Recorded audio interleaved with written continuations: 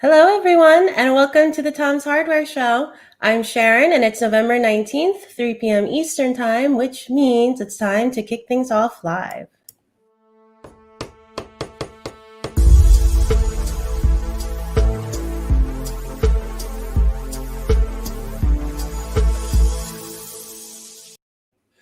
Yes, we are live like we are every week, and just like every other week, we're taking questions from the viewers. So if you're watching this live right now and drop a question into Facebook or YouTube in the chat, we'll try to look at those and get to some questions by the end of the show.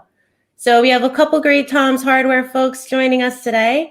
First off is staff writer superstar Michelle Earhart. How are you? Hi, I'm good. How are you?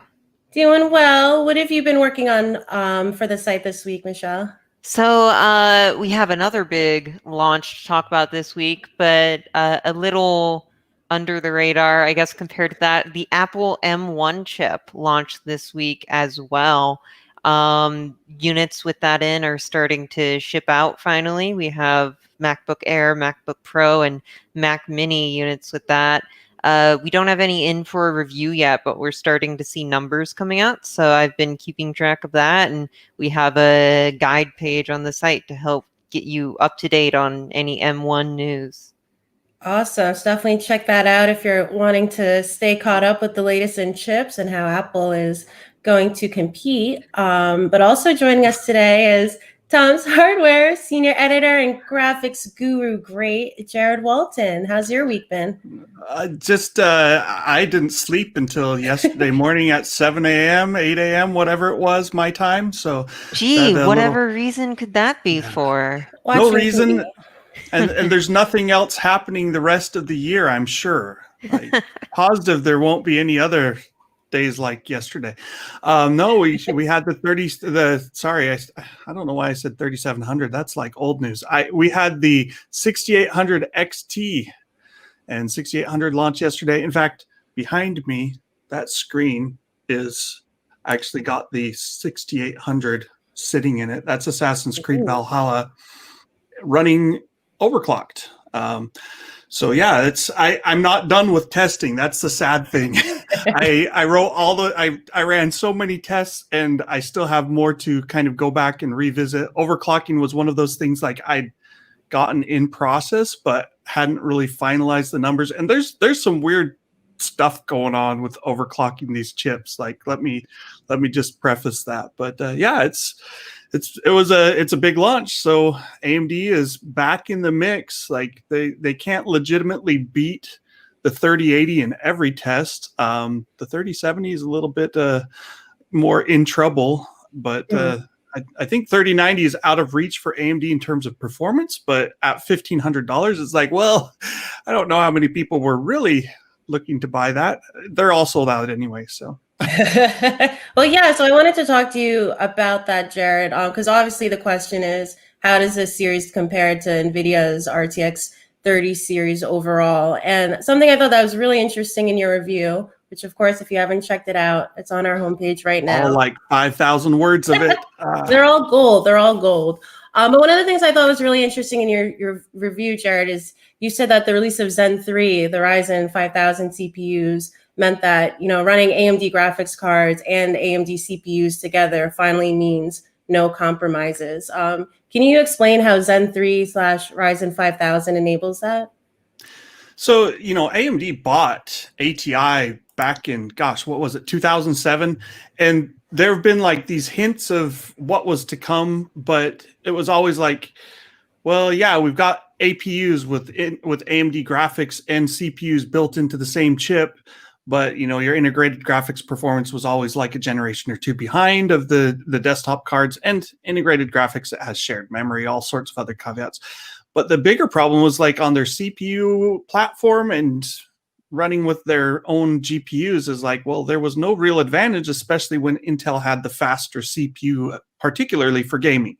And that was the case up until pretty much Ryzen 5000. So gaming is very latency responsive. So if your memory hierarchy adds latency, it's going to hurt your gaming performance a bit, even if you're great in multi-threaded performance. So, we can see this in Ryzen, like the initial Ryzen Zen architecture and the Zen Plus chips, they performed great in multi-threaded apps. Like if you were doing 3D rendering with Cinebench or Cinema 4D or Blender or whatever that was, whatever you wanted to use, they scaled really well with cores. Then you flip over to gaming, and I mean, at the launch, I remember just being like, hold on, like performance is so good elsewhere. What's up with the gaming performance? It wasn't bad, but it was nowhere near the gains that we were seeing in other areas. And over time, we basically said, oh, it's that whole architecture. It had dual CCXs, each with its own L3 cache. And if you went from one CCX to the other CCX, you did this little like dog and pony show where you had to go back and forth, and it took more time, added latency. The newer Zen 2 architecture helped things, but you still had, like, if you talked from, you had like one compute die, then you had the IO die, and you had another compute die. If you were talking between these chips, going to the IO die made sense, and that would add latency. So if you went from this one's L3 to this one's L3, you had to go to the IO die and back over the Infinity Fabric. The problem was there were two CCXs, two core complexes on each compute die. And if you wanted to talk from one CCX to the other CCX, you still had to go down to the IO die and back over the Infinity Fabric, which added a lot of latency. Zen 3 fixes that because now there's only one CCX on a chip. It's an 8-core CCX, and all 32 megabytes of L3 cache are shared. And so now there's, like, if you go from chip to chip, you still do this, but you don't have to do it as often. And that releases congestion on the Infinity Fabric. It improves latency, and by doing that, it improves gaming performance. And it's not like a clean sweep, every game runs fastest on AMD CPU, but it's dang close, and it's to the point now where it's like you won't lose much in the way of performance by going with AMD. Sometimes you'll gain performance on AMD CPUs. And so it's pretty much a wash there. And if you're going multi-threaded, AMD Zen 3 wins. And so now you've got, like, the fastest CPU is legitimately AMD. And so if you buy an AMD graphics card, you're no longer like, oh, well, I wanted an AMD graphics card, but I want to get an Intel CPU. You can go AMD on AMD, right? So that's a long-winded way of getting to this. And then because AMD controls the platform, the CPU, and the GPU, they can now try and find other ways to enhance performance. And one of those they're calling smart memory access, which it's funny because it's adjusting the PCI Express bar. I'd have to look up what bar stands for, but bus address register, I don't know. Anyway, it's an aperture that kind of controls how big the window is to talk between CPU and GPU, or system memory and graphics memory. And by increasing that, they're saying, hey, we can boost performance 5% or more. NVIDIA said, hey, we can do that too. The problem is it's validation. Like, now AMD can say, hey, we'll validate motherboards with this. We'll help them get it working. But who does NVIDIA go to? Well, now they have to go to Intel's motherboard partners and get them all on board. And luckily they work with Gigabyte and Asus and MSI and all these players already with graphics cards. So they can do it, and they say they will do it, but they haven't done it yet. So that's kind of where we sit. Anyway, like, at least you can buy an all AMD rig and not feel like, oh man, I wish I didn't have to lose a little bit of gaming performance, even at 1440p or 4K or whatever. Yeah, which is, I feel like, big news in itself. And Jared, I do want to talk to you in a bit about upgrading for those who, might be looking toward this next generation of cards for upgrading. But I feel like before we can have that conversation, I want to first turn to Michelle to ask about availability. Is there even any availability with these cards? What's the deal, Michelle? So these cards, like pretty much every other major tech launch we've seen recently, sold out within minutes, sometimes seconds of going up. You'll maybe see the odd one coming up now and then in the coming weeks. Like, occasionally we see an RTX 3000 listing go up for a few minutes, but then it'll instantly get bought out. So we have a guide on our site that sort of breaks down the different strategies that websites are using for these launches that you can check out. For instance, B&H doesn't actually, or B&H Photo Video doesn't actually have any listings right now. I assume they're sort of sick of it after the RTX launch. So if you try to search for those cards on their site, you'll just get taken to a page that says, we don't know how much we're getting and when, so we're not going to put these up for you to buy quite yet, and we'll keep you updated. AMD actually is different from NVIDIA in that you can buy directly from AMD, but at the same time, if you search for it on the AMD site, they'll also say, hey, we're sold out, we'll let you know. So again, that's to be expected, but it's interesting to see sites kind of be a bit more honest about this than they had in the past.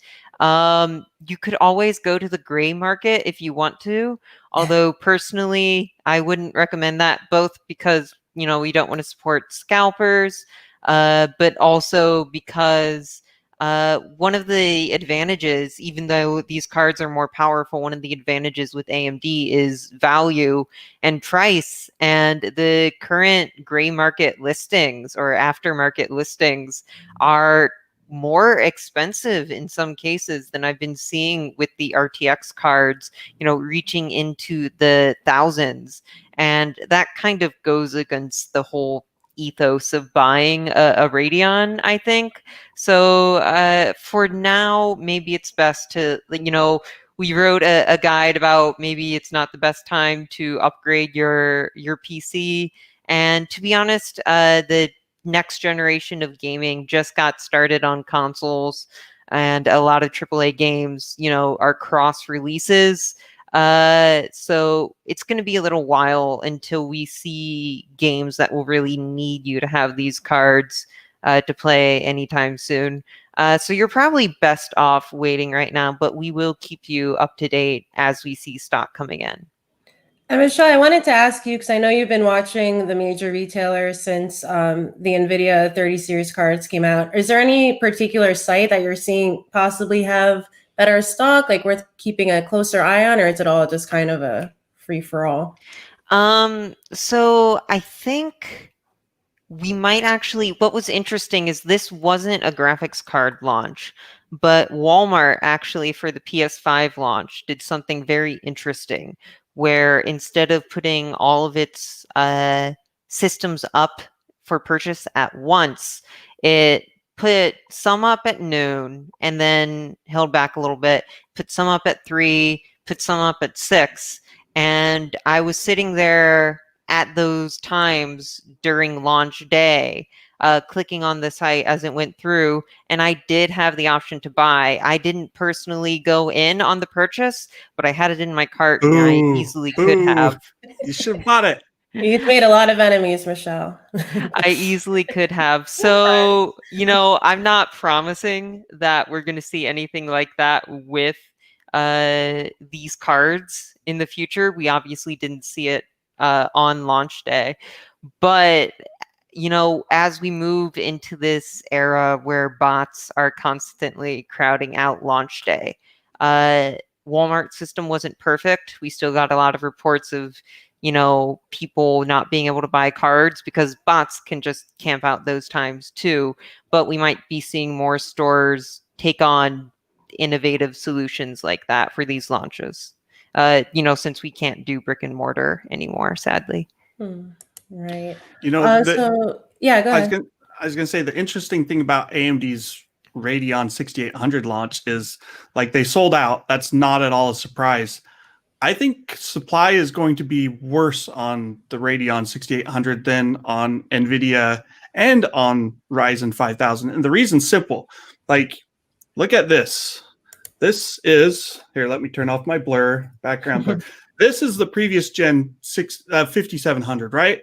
You've got a little chip inside here, plus memory chips that need to go around the GPU. Then you got the fan and the cooler and the PCB and all these things that go into the graphics card. The total cost to make this is probably $250, maybe $300, and then they try and sell it for like $400 or whatever it is. I don't know what the actual price is, but the point is there's a lot that goes in there. I don't have a CPU handy, but by comparison, like a CPU is just like a chip on a little PCB with some resistors and capacitors on it. Like it's super simple. Now look at the die size. The die size for the Navi 21 GPU that's being used in the 6800 XT, the 6800, is 519 millimeters squared. The die size for each compute core in a Ryzen 5000 is 80 millimeters squared. So AMD can sell 160 millimeters square of TSMC N7 process chips as a $550 or $800 Ryzen 9 5900X, 5950X, or it can take 520 millimeters squared, so like almost 3 times the size, I think, and sell it as a single GPU for a similar price where the profit margins are lower. So like AMD right now, like they don't have a good reason to mass produce Radeon chips if they're selling everything that they can make on Ryzen and Radeon and everything else. Whereas NVIDIA, they don't have to worry about like stealing their GPU or their CPU thunder by making more CPUs. So I can't imagine that you're going to see like a huge inventory of Radeon cards showing up. That's just my bet. And there's the other factor too, like CPUs are less complex. If you put in a big wafer order for new CPU chips, it takes about 3 months to go from fabrication to being a product that's for sale. With graphics cards, you've got to get the RAM, you've got to get the PCBs, you got to get everything assembled together, plus the wafers and the chips and all that stuff. So it takes longer. So, I mean, I've heard from at least some manufacturers saying, no, it's like if NVIDIA wants more Ampere GPUs to sell, it takes 180 days from the time they order a wafer. And so, you know, TSMC doesn't really have more wafer capacity. Samsung might. But even if NVIDIA placed the order back in September, right when 3080 launched, they said, oh my gosh, that sold out so fast, we're going to need a ton more of these. You know, it's going to take until February is kind of the latest word. And something else to think, like, why didn't they make more? What was 6 months before before the Ampere launch? Well, that was like right in the middle of the first coronavirus craziness. Businesses were being closed down. All this was happening. Like if you'd gone to them and said, hey, you know what? We think this is going to sell like hotcakes and you should order twice as many GPUs as you're currently ordering, you know, double your wafer order. Like they would have looked at you like you were insane. They would be, no way. We're shutting down, like coronavirus is killing us. So, you know, it's both of those factors coming together, and that's why there's so many shortages. And then bots and all that stuff doesn't help. So right, and of course, it's something that's not only hitting graphics cards. We talked about consoles, even laptops. Yep. Everything. Most things tech-wise are being. Yeah, everyone's staying at home, and they're like, "Hey, we need our new tech. We got to get our tech fix." Even like refrigerators. My girlfriend was trying to buy a new fridge. They're all sold out till next year. Oh. Anyway, I want to take us to some of our viewer questions on the Radeon RX 6800 XT, and Jared, you also tested the RX 6800. Steve Curley would like to know what the thermals are like. Now, is that something that you went deeply into in the review? I didn't take like pictures. I ran out of time. Like I'll tell you, like I literally was up all night on Tuesday night, and I was up late on Monday night and worked over the weekend and all that stuff, and still didn't get all the stuff tested that I wanted to do. Thermals, I mean, you can see the charts, which is reading the information from GPU-Z that talks to the drivers, and the thermals are pretty good. I could pull up the chart here in front of me, but I want to say like the 6800 XT was topping out at probably like mid 60 Celsius range by default. So not super hot, not super loud, like it's doing good. And let me just throw this out there, like overclocking these things is pretty dang impressive. Like AMD says they redesigned and re-architected things to help hit higher clock speeds, which you usually haven't seen much on GPUs because they're like, hey, we should just go wider instead of scaling up clock frequencies, because clock frequencies mean more power. But they re-architected this, and the boost clock on the 6800 XT is officially 2.25 gigahertz. And when I saw that, I'm like, the 5700 XT's boost clock is 1905 megahertz, I think. So you're talking like 350 megahertz higher. That's a big jump. And the 5700 XT doesn't actually hit its boost clock very often unless you're getting like some super factory overclock card. It might hit that 1.9 gigahertz. The 6800 XT definitely hits the boost clock. In fact, it often exceeds it, even at stock. And if you go in and start playing around with overclocking, I have seen the 6800 XT kind of tops out because of power and other stuff. I think it tops out at closer to like 2.45 gigahertz, maybe. The 6800, I've saw like a pretty steady, like just flat line at 2.55 gigahertz with overclocking. I was like, whoa! I mean, that's a solid 500 megahertz higher than previous generation GPUs for air cooling. Like if you did liquid nitrogen or liquid cooling of some form, maybe you got higher than that with a previous gen Turing card. But 2.5 gigahertz on a reference GPU platform is pretty dang awesome. And you can still control the thermals. Like I bumped up the fan speed just because it's like, well, I need to make sure things aren't overheating. And so my overclocking temperatures were actually lower than my stock temperatures because I was running the fans faster. But yeah, there's some interesting stuff there. The one thing that I was going to say with overclocking, the one oddity, like you can use the AMD drivers to overclock, but that's always been a little iffy. MSI Afterburner, which is what I normally use for overclocking graphics cards, doesn't seem to support the 6800 series yet, at least when I tried it. Like I turned the core clock slider up and hit apply and it dropped back to the stock. I was like, what's going on? So when I launched games, it was weird because sometimes a game would run really slow, and I'm like, well, why is it not working right? I'd alt tab and I'd go back into the game. I figured that's out during testing, like, and all of a sudden performance would jump back up to where it was. So it's not like the GPU was throttling, but something in the drivers maybe when you're overclocking was doing goofy things. So just something to be aware of. I think that'll improve with new drivers, new utilities that support the chips and all that stuff. But overclocking to 2.4, 2.5 gigahertz seems like it should be pretty commonplace with the RDNA 2 chips so far. So, Jared, I've got you on the big screen, so I'm going to throw another question your way, which I think you kind of mentioned before. I'm not sure if you got these same sort of results that Mark Delgado has seen. They said some of the CPU scaling benchmarks show the 6800 XT performing better with Intel's 9900K and 10900K rather than AMD's 5900X. So I'm curious because I believe he's probably looking at my benchmarks is what he's saying. And the answer to that is I've got 3 different motherboards and 3 different CPUs and 3 different kits of memory. Because like ideally I would have used the same memory kit at least on every one of the platforms. I didn't have 3 identical memory kits that I could use. So like one of the systems has 4 8 gigabyte DDR4000 kits with, I think there's CL19, CAS latency 19, which maybe isn't optimal. I didn't have like time to go through and be like, okay, what's the best memory to use? My old 9900K systems, they're using some Corsair DDR4 3600 CL16 memory, which is pretty nice memory.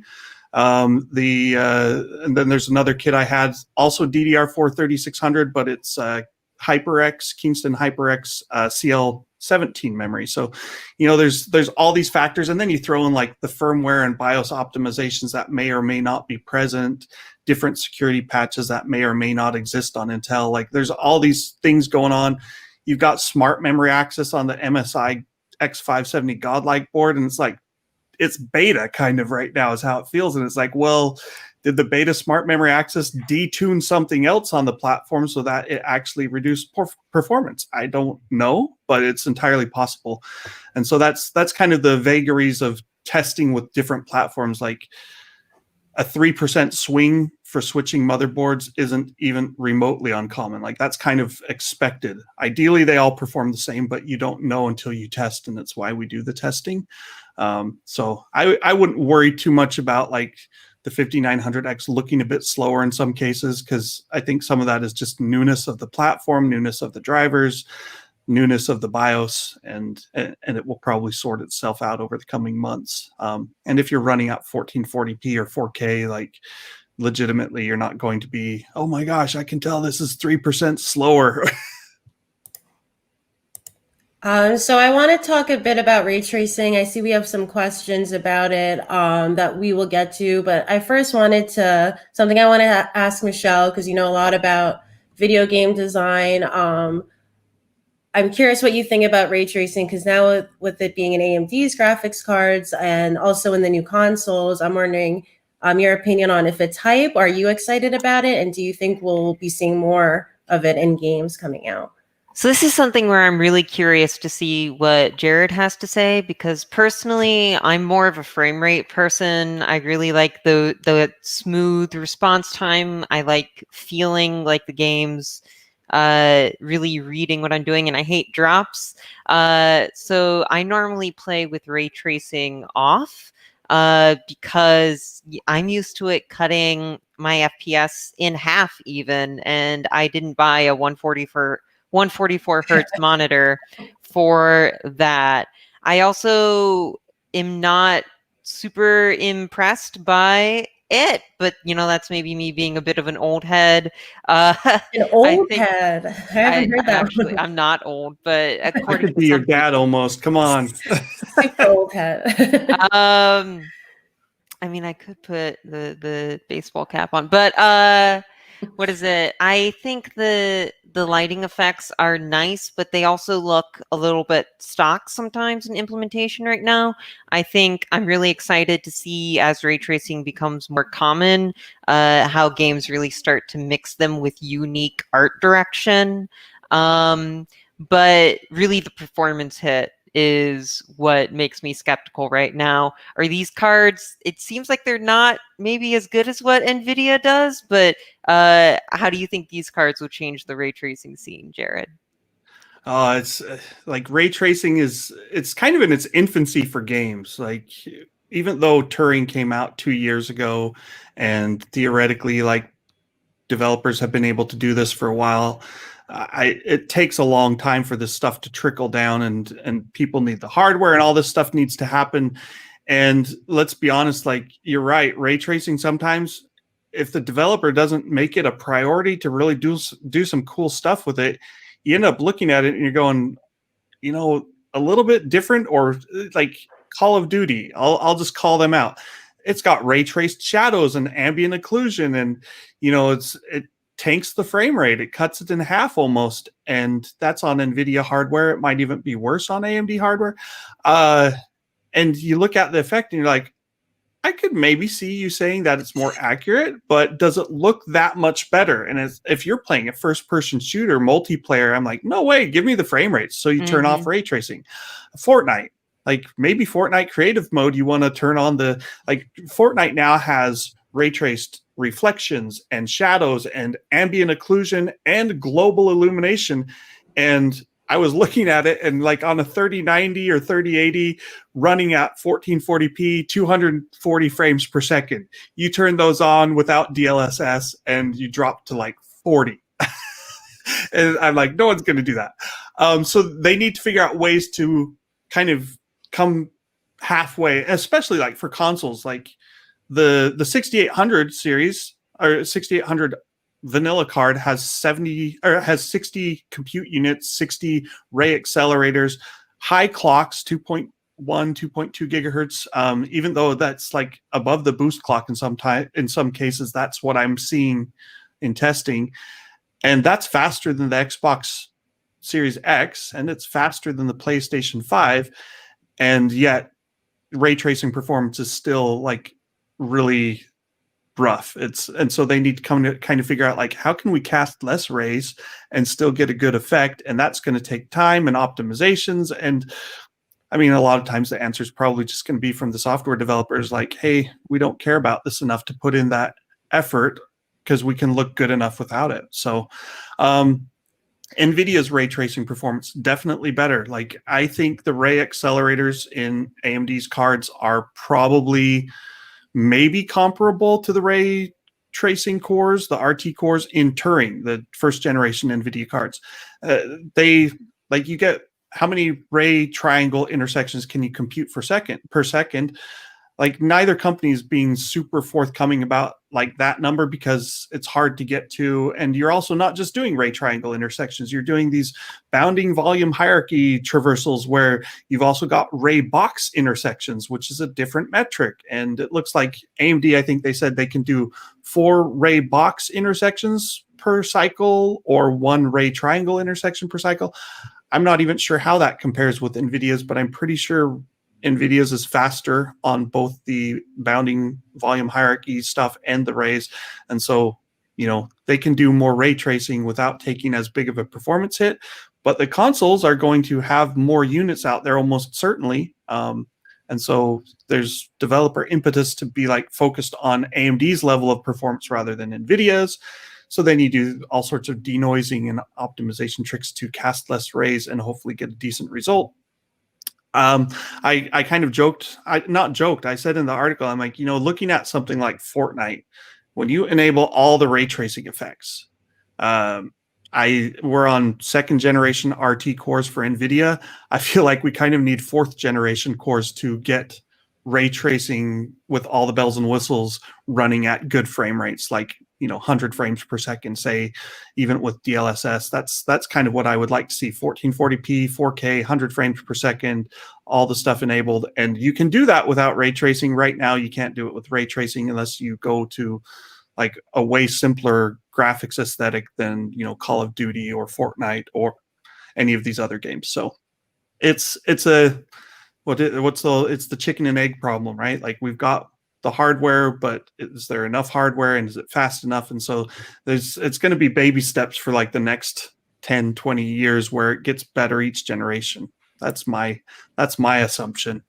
I'm seeing you could live without ray tracing for sure. I'm seeing a comment right now from a reader named, I apologize if I don't pronounce this correctly, but Vinyesh.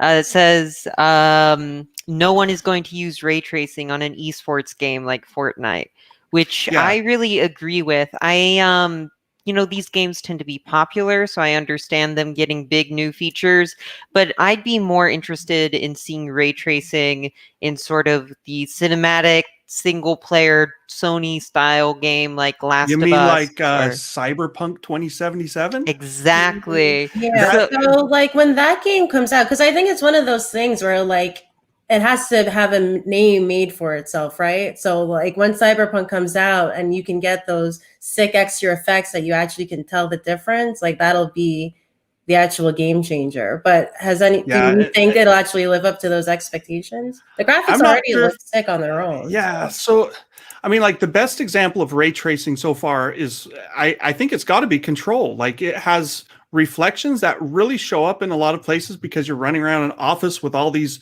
windows and mirrors and stuff, partial transparent reflections. You turn ray tracing off in Control and it's like, oh man, I actually notice it's missing. If you don't have, like, if you're looking at the floor and you've got a puddle, screen space reflections can approximate a reflection and do a pretty decent job of it. Like it's definitely not real life accurate, but is it good enough? And I think screen space reflections is for things that are on the floor. But when you see like mirrors or mirrored surfaces or reflective surfaces like on cars and walls and glass windows and such, you start to notice the reflections more.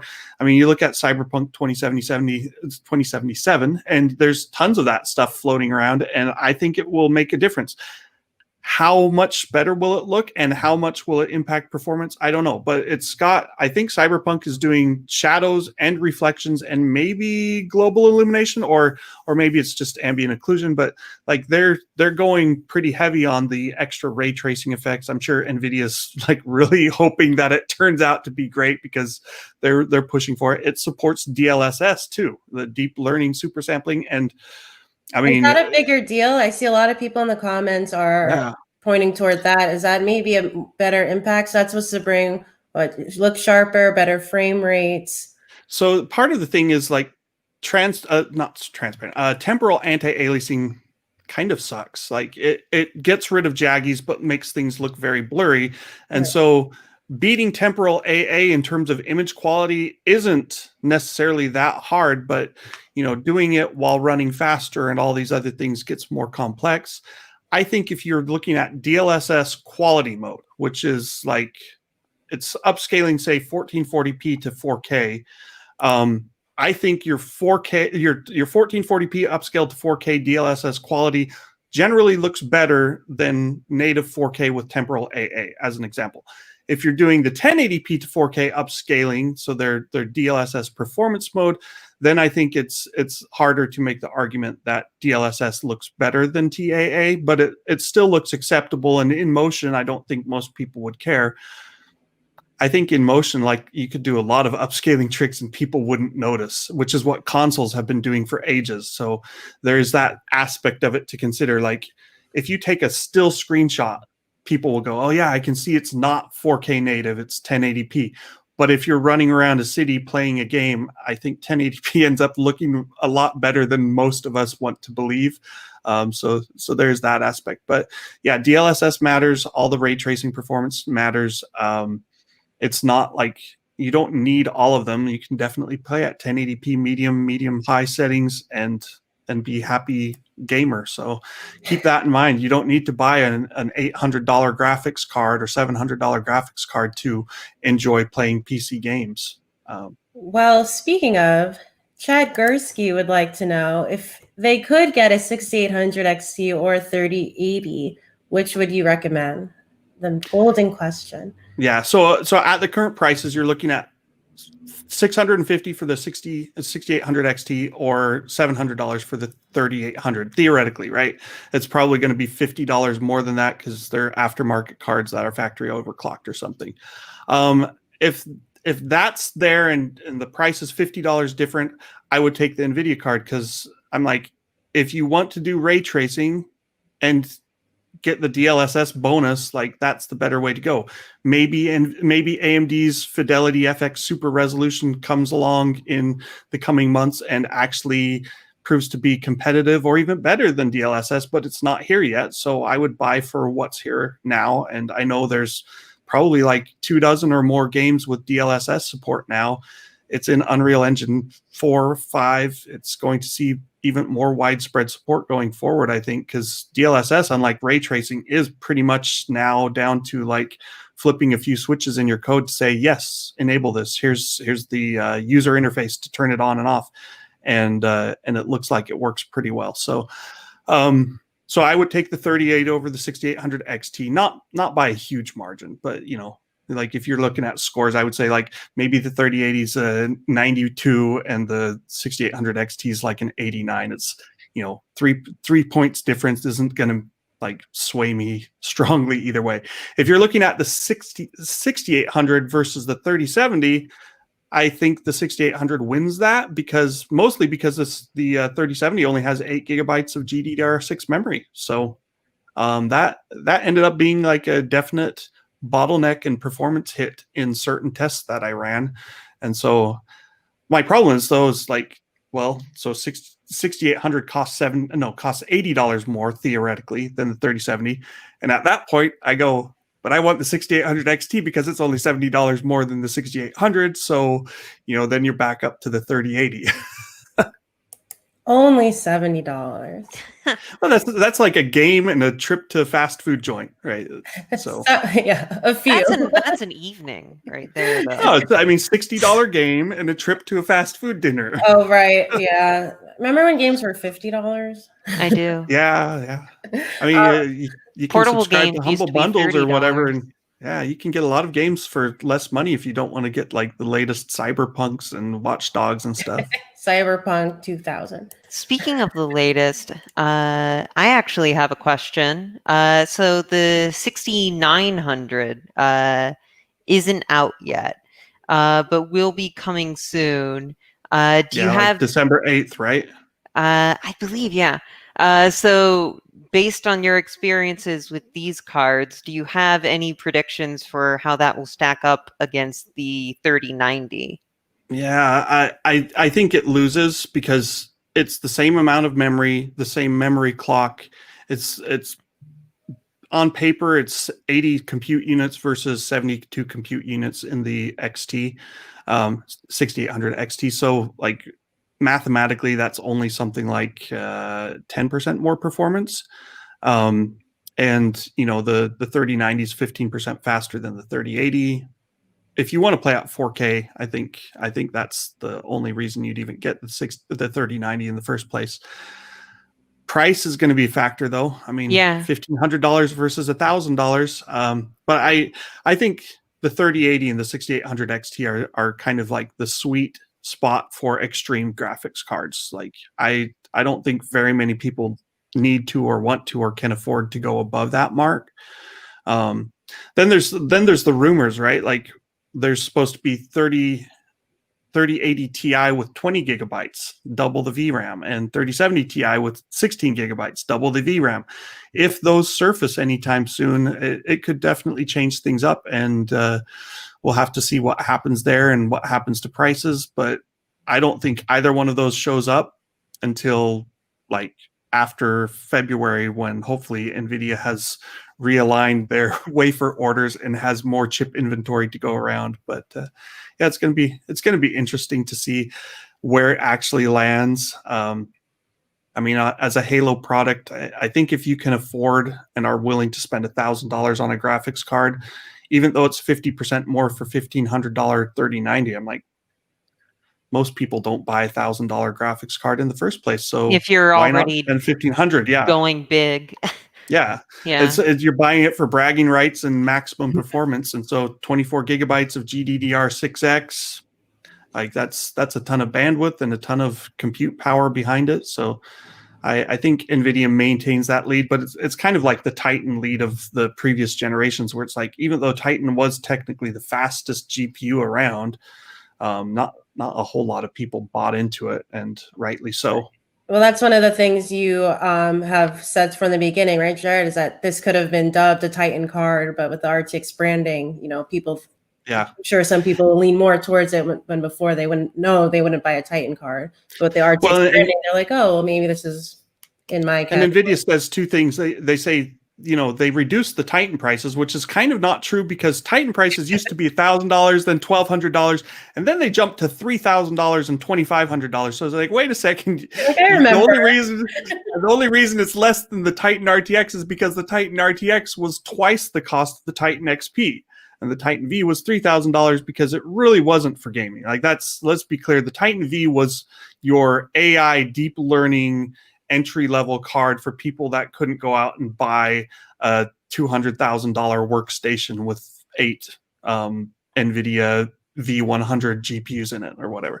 But yeah, so it's less than a Titan, but it's more than the older Titans. So I don't totally buy into that. The other thing is, by putting it in the GeForce branding, which is, this is kind of dumb, but NVIDIA says, well, Titan cards were only made by NVIDIA and only sold by NVIDIA. We didn't allow our partners to sell Titan cards. And I'm like, well, yeah, but that was a decision you made, and you could have walked back on that at any time, right? Like, you made the rules, you can change the rules. Yeah, they could change those rules, but they said, well, by making it a GeForce card, we have our add-in partners, ASUS, MSI, Gigabyte, you know, EVGA, all of them have their own 3090 cards, and they didn't all have Titan cards, and isn't how generous. Yeah, I know. Like, it's so kind of them. So it's kind of disingenuous, but you know, I get it. It's the top Halo card, and clearly the demand is however many they made. I don't know if it was 1,000, 5,000, 10,000, 60,000, whatever. Like, however many 3090 cards, they sold out just as fast as the 3080 that cost less than half as much. So, you know, clearly there's enough gamers around with deep pockets that they can charge whatever they want for a top end card. I'm curious to see if we start hearing stories coming from the gray market of, I'm sitting on all these graphics cards that I can't sell. Oh no, that would be satisfying to read. It would be. And I mean, like, this is why I think the bots are going to start calming down, because I think if you had bought a 6800 XT yesterday, if you say you managed to get 10 of them, right?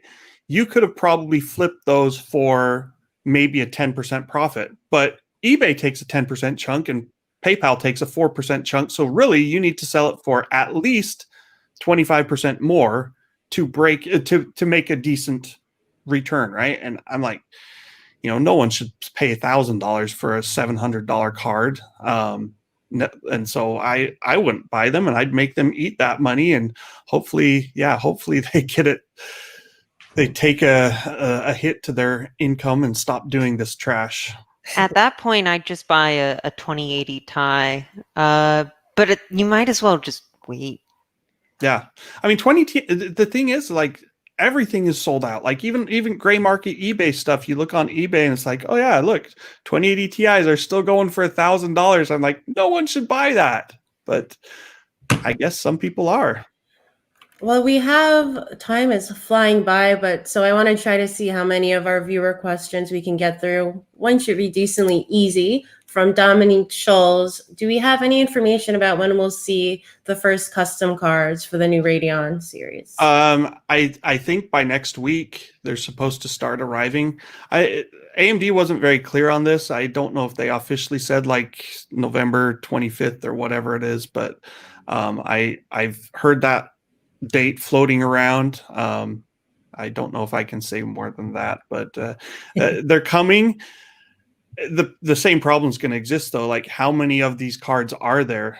I explained earlier why I think AMD probably is producing more Zen 3 chips than they're producing RDNA 2 chips, because that would make financial sense, which means their partners probably aren't getting as many RDNA 2 chips as they would like either, which means they're all going to sell out. So whether it's Sapphire, FXX, XFX, or Asus or Gigabyte or whoever your brand of preference is, like, they'll exist and they'll sell out. And it's funny because people talk about, oh well, all these paper launches, and it's like, well, no, they weren't paper launches. Like, I've heard rumblings that NVIDIA has sold more than 100,000 3070 cards. I don't know if that's true or not. I have no way of proving that because I'm not like your market analyst that goes and talks to all the resellers to get numbers, but 100,000 graphics card at launch is a lot. I mean, that's not a small number. Have you noticed anything, Michelle, as you've been tracking all these new cards? Have the third-party cards been more or less available than the reference cards? Not particularly. I mean, they're all in pretty high demand. Unfortunately, but it does raise a good point, that much demand being like, is it even possible to make enough product to meet that demand? Or are we just going to be in a future where everything feels like a paper launch, just because there's no way to avoid it? Yeah, it's like, how many wafers does TSMC start per month?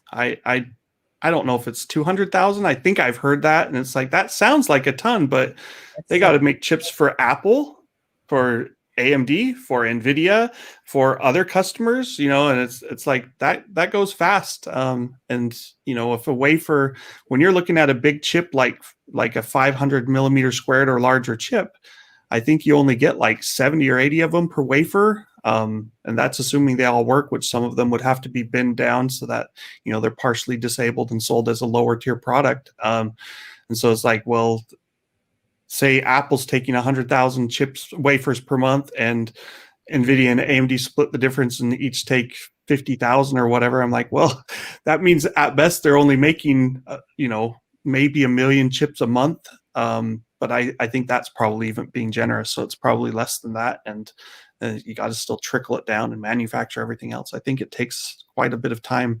Like, eventually they'll sell millions of these things. NVIDIA has said in the past they sold 15 million or more RTX 20 series GPUs. That was like 18 months after launch, but certainly they didn't sell 15 million in the first 3 months.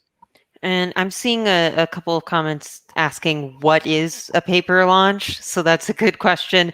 It's a term for when a company, officially launches a product so that they can say it's launched, but they don't give enough product for people to actually buy. And people like to throw that around a lot when things are sold out. but that doesn't necessarily mean that something is a paper launch if the company put in a good effort to provide enough product. So it's kind of subjective, but that's the accusation that people are making. My favorite paper launch example would be Intel's Cannon Lake. So like Intel Cannon Lake was Intel's first 10 nanometer CPU. It actually existed, right? But only in a single chip sold in a laptop sold in China in very limited quantities. And so like it didn't really exist. It existed as a checkbox so that Intel executives could say, we shipped 10 nanometer in 2018. No, they didn't. They totally didn't. And everyone who got a lick of sense knows they didn't. And that Cannon Lake was a complete failure. But they had to try and save face on some level by claiming that it did ship. Actually, was it 2017? I think it might have shipped at the end of 2017. Again, fake ship. But that's Intel, so Yeah. So I think we have time for at least one more question. Trevor would like to know, Trevor Rainier, he would like to know if we think 4K gaming is worth a while with these new generations.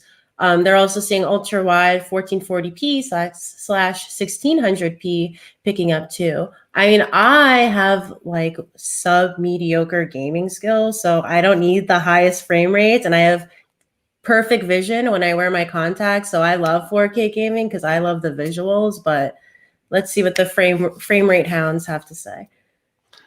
I mean, it depends on the game you're playing. I still think 1440p is kind of your best blend because you can get high refresh rates without spending a ton of money. Like that's somewhere back there is a 144 hertz 4K monitor that originally sold for $2,000. But the luxury of 4K gaming. It's a beautiful display, and the stupid thing has a fan in it that kicks on to cool the G-Sync module, and that fan is louder than any other fan in my office. So I'm like, what a joke. But it looks beautiful, so sure. I think if you want 4K, you're almost better off just getting like an LG OLED TV because they're not that much more expensive than some of these smaller computer displays. And I like 4K more for the productivity aspect. So when I'm not gaming, I'm like, hey, it's great to be able to read the text on my screen. Yeah. Which means I need a 40-inch or larger 4K TV, which I don't have. I end up with there's a versatility aspect to it. But as well. For certain things, like having more windows available to see at once is helpful. So I like that. People would say go multi-monitor, but I'm like, no, I go multi-computer. Also, the idea that like future proofing, like I don't think I'll be buying into 8K or even 5K anytime soon. So just max out at 4K, call it a day. Yeah. I personally love 1440p. I'm not doing this show on a 1440p. I'm doing it on a full HD 1080p monitor. But the monitor behind me, it's just hidden behind by a chair. It's a curved 1440p monitor that does 144 hertz, and it looks. I'm not. I don't have such discerning eyes that I can tell the difference a lot unless I'm looking for it. So 1440p, I notice it looks a little better than 1080p, but that monitor can also do 144 hertz, whereas to get a monitor that does both 4K and those high frame rates is very expensive. And I like having the option to go up to those frame rates, even if I don't need it for every game, especially for competitive games. Even if it doesn't make me better, it feels nicer. So I feel like, 1440p is a good balance. You get above average resolution, but you can still hit those above average frame rates too, without necessarily spending a lot of money. And when I'm moving, quickly in a video game, I'm going to notice the frame rate more immediately than I'm going to notice the resolution, especially Have you because played with a 360 hertz 1080p.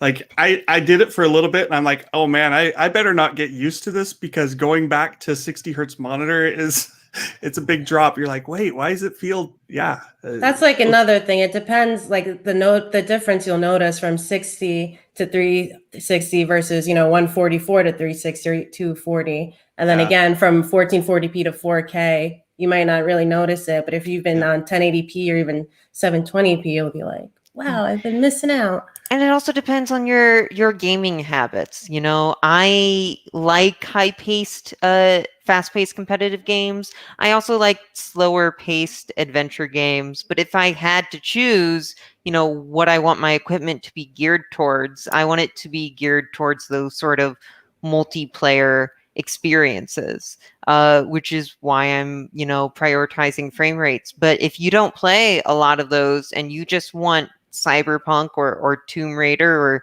Death Stranding to look the best it can, that's where 4K maybe comes more into play for you.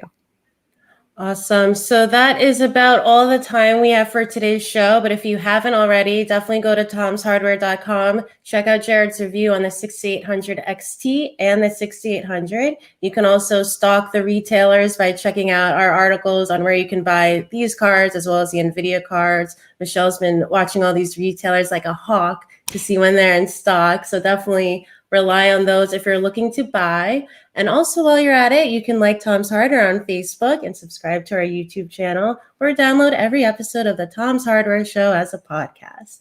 So we will be back next Thursday at 3 p.m. Eastern Time. So thank you to Jared and Michelle for stopping by. Any final words from you two? I'm looking forward to seeing what happens with the not as exorbitantly priced GPUs in the coming months. Like we pretty much know 3060 Ti is a thing, which implies there will be a 3060.